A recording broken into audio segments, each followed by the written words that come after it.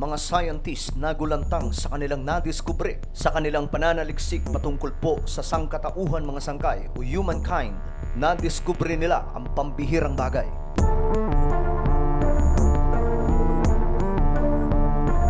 Ang mga scientist, mga sangkay, ay nahanap ang isang ebidensya na kumukumpirma patungkol po sa biblical story ni Adam and Eve. Nadiskubre nila mga sangkay na si Adan at Eva ay totoong nag-i-exist.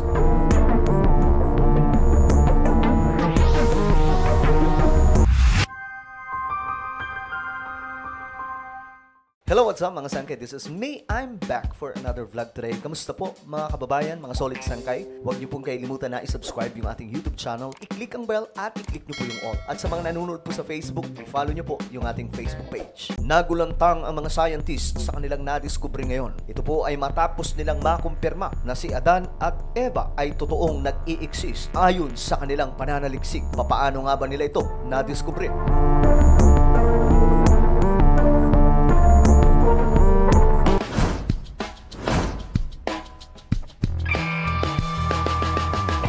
Wala nang pinakamagandang libro ngayon, mga sangkay, sa kasaysayan ng ating mundo, kundi ang Biblia, ang salita ng Diyos, mga sangkay, o tinatawag na Biblia, ay naglalaman, mga sangkay, ng mga hiwaga patungkol po sa kasaysayan ng ating planeta, kasaysayan sa sangkatauhan, kasaysayan ng buong universe. Naglalaman ang salita ng Diyos ng mga katotohanan patungkol po sa mga tunay na kaganapan sa ating mundo, kung papaano po nakarating tayo sa panahon natin ngayon. Isa sa nagpapatunay, mga sangkay, na ang Biblia ay totoo ay dahil po sa mga propesiya na nakasulat, mga sangkay.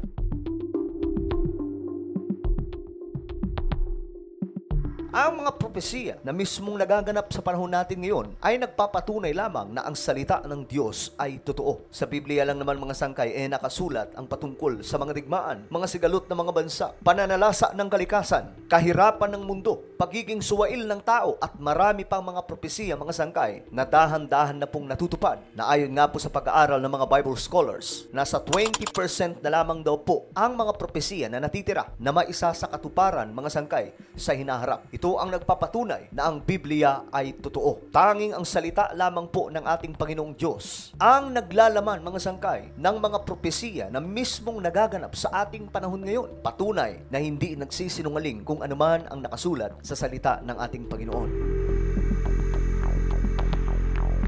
Maliban po sa mga propesiya, mga sangkay, isa sa pinapatunayan na ang Biblia ay talagang naglalaman ng mga tunay na impormasyon patungkol po sa tao at kahahantungan ng ating mundo. May mga kasaysayan, mga sangkay, sa ating planeta na kung saan kinukumpirma po mismo ng mga scientist na ito ay totoong nag-i-exist at nakasulat po sa salita ng ating Panginoon. At ngayon, mga sangkay, isang pambihirang discovery ang nakita ng mga scientist. Ayon po sa balita, mga sangkay, o sa impormasyon na kumakalat ngayon, ang mga scientists di umano ay nahanap ang isang pambihirang ebidensya na nagkumpirma sa Biblia patungkol po kay Adan at Eva na totoo silang nag-i-exist.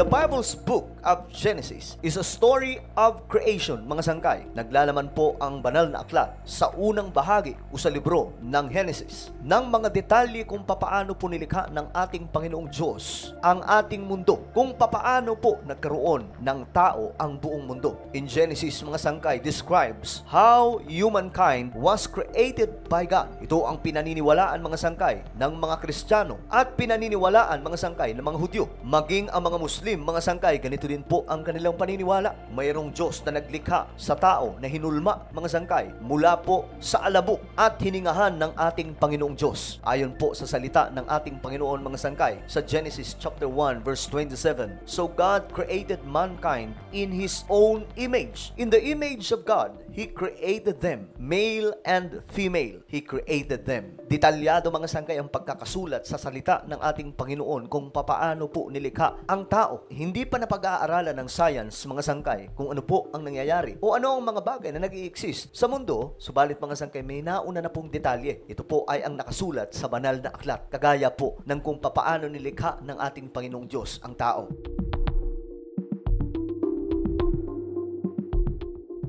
The story documents how Adam and Eve were made from the dust, with Adam being created on the sixth day. At si Eva naman mga sangkay ay kinuha mula sa tadyang ni Adan, kung kaya't nagkaroon po ng partner o asawa si Adan na kung tawagin ay si Eva. Ang dalawang ito ay namuhay mga sangkay sa Garden of Eden, nang hindi po detalyado sa Biblia mga sangkay kung ilang libong taon sila nag-exist sa Garden of Eden bago po sila magkasala. Nakasulat lamang po sa Biblia mga sangkay na humantong sila sa pagkakasala nung kainin po nila ang forbidden fruit, na kung saan ito po ang nagdala sa kanila sa kapahamakan, na wala ang koneksyon sa kanila ng ating Panginoon at inalis po sila sa paradise na walang iba kundi ang Garden of Eden. At ito po ang dahilan mga sangkay kung bakit ang mundo ay nagkaroon ng matinding kasalanan na hanggang ngayon ay pinagdudusahan.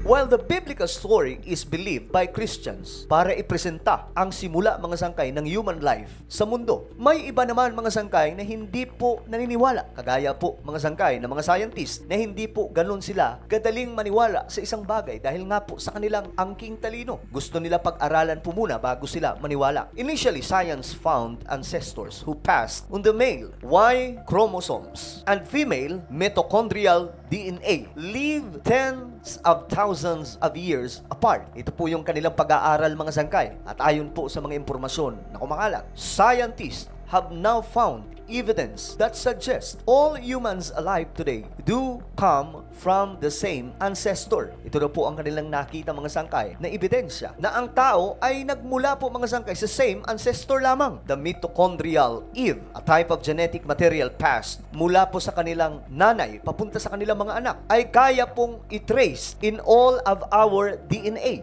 Ayon po sa mga matatalinong ito. At dito mga sangkay, na-discover nila o na-trace nila ang isang DNA to figure out when the lineage start, and found it was around 200,000 years ago. Ito ang kanilang na-discover mga sangkay. Researchers at the University of Sassari in Italy suggest Adam lived 180,000 to 200,000 years ago through similar studies to the Y chromosome, placing the pair at around the same time in history. At ayon naman po mga sangkay sa isinulat ni Dr. Joshua Swamidas, isa pong biologist mula po sa Washington University. Sinasabi niya mga sangkay that humanity could have sparked from a single couple as the evidence of the mitochondrial Eve and Y chromosome, na ito po ay tinutumbok mga sangkay si Adan. Dr. Swamidas wrote in an article published in Perspectives on Science and Christian Faith. Ayon po sa kanyang isinulat mga sangkay, many individuals are each individually ancestors of all living. So nagkakaroon po ng debate mga sangkay ang mga scientists dahil po sa kanilang matitinding na didiscover ngayon patungkol po sa DNA na pinagmumulan mismo ng sangkatauhan. Ayon po sa kanya, two of them could be a particular couple named Adam and Eve in Scripture, from whom we all descend. So lahat daw po tayo mga sanggay ay nagmumula lamang po sa dalawang tao. Ito po ay ang taong si Adan at Eva. Lahat daw po ng tao mga sanggay ay nagmula lamang po sa kanila. Dito mga sanggay na isang tabi na po nila ang evolution of human dahil po sa kanilang pambihirang nadiskubre. Isa pa po mga sangkay sa kanilang pinag-uusapan ngayon dahil po sa kanilang nadiskubre din na lokasyon patungkol po sa pinagmulan ng tao. Ayon po sa mga archaeologists, the Bible's precise description of Eden could have actually been the historical Mesopotamia, what is known today as Eastern Syria, Northwest Turkey. So ngayon mga sangkay, nakikita na rin po nila kung ano nga ba talaga ang lokasyon na pinagmulan ng sangkatauhan. At dito mga sangkay, tumutumbok na nga po kung ano ang nakasulat sa Biblia. Kung kaya't ngayon, ang mga scientists ay masyado pong nagulantang sa kanilang nadiskubre. Sa kanilang pag-aaral mga sangkay, tinumbok po nila ang DNA ng tao kung saan talaga nanggagaling. Dahil po sa taas ng teknolohiya natin ngayon mga sangkay, mas napapadali na lamang po ang lahat. At dito, mas lalong pinapatunayan mga sangkay ng mga matatalinong tao na ang Biblia ay nagsasabi ng totoo. Kung anuman ang nakasulat sa kasaysayan ng ating mundo na nakasulat sa Biblia, ito po ay nakikita po nila mga sangkay bagay bago pa madiskubre ng tao o ng mga scientist, ng mga matatalinong tao ang mga bagay sa ating mundo. Sinabi na po mismo yan ng salita ng ating Panginoon ng detalyado. Ano po ang inyong opinion sa ating napag-usapan ngayon? Just comment down below. Huwag niyo pong kailimutan na i-subscribe yung ating YouTube channel.